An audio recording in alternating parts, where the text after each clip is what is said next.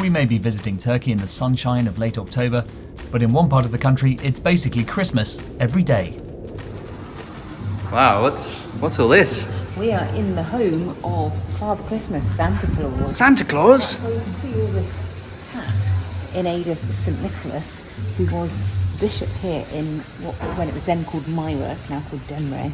And Nicholas I, Tsar Nicholas I of Russia, paid for the original Byzantine church to be rebuilt in the 1800s, and that is why everything is in Russian. Here he is, the man, the myth, the legend. St Nicholas. Probably didn't look anything like this. What are you saying? From a Coca-Cola advert in the 1920s. Very Turkish. This might be more accurate. St Nicholas giving presents to small children. They seem very happy. Here's the reason for the season, or rather for all the souvenir shops: the Church of St Nicholas in the town where he served as bishop in the 4th century. We have to walk down several metres to reach the entrance, as the surrounding ground level has risen over the many centuries. Well, this church was potentially the final resting place of none other than Santa Claus, St Nicholas, who was a bishop here in the 4th century. And the church was built in the 6th century by the Byzantine Emperor Justinian, and it was thought that his last resting place was here until 1087, when his bones were transferred to Bari in Italy. So that's where Santa Claus lives now, not Lapland.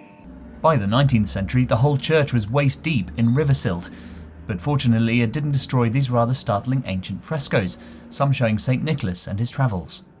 Would you like to hear about the many things of which St Nicholas is the patron saint? I'd love to. Well, that's a good job, because I will tell you. They include sailors, hence this piece of marble carved with an anchor, but also the Hellenic Navy and the Russian Navy. Ooh. And sailors, as we've said, fishermen, merchants, broadcasters. Hello, St Nicholas. The falsely accused, repentant thieves, brewers, pharmacists, archers, pawnbrokers, unmarried people, Aberdeen, Russia, Liverpool, Moscow, lots of other places. And students. So if you're a student from Moscow who is unmarried and a repentant thief, St Nicholas has really got your back. Thanks, Father Christmas.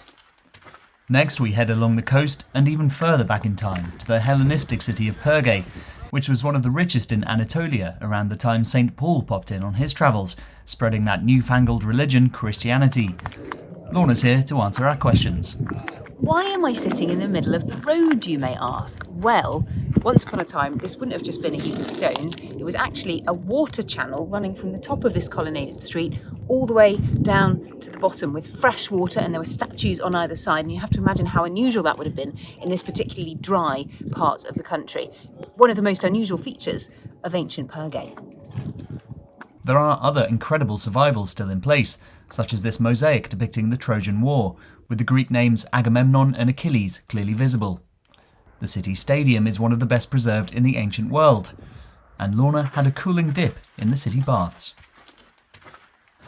Next to the frigidarium. The cold pool. That sounds nice and refreshing because it's very hot here, isn't it?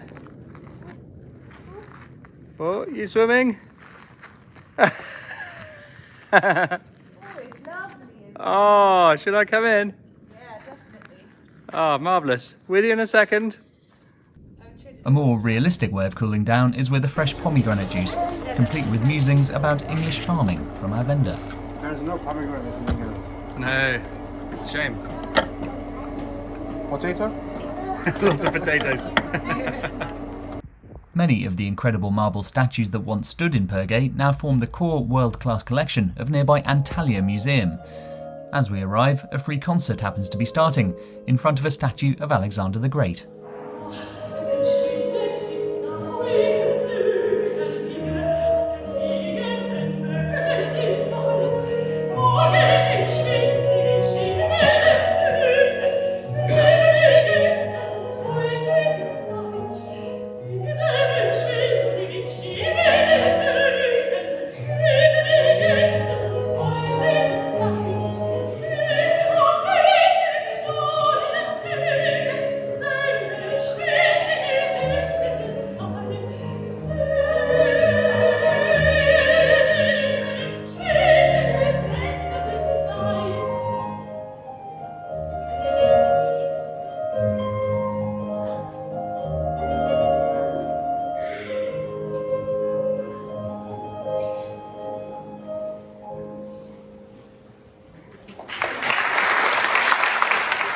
One of the most famous statues is the weary Heracles.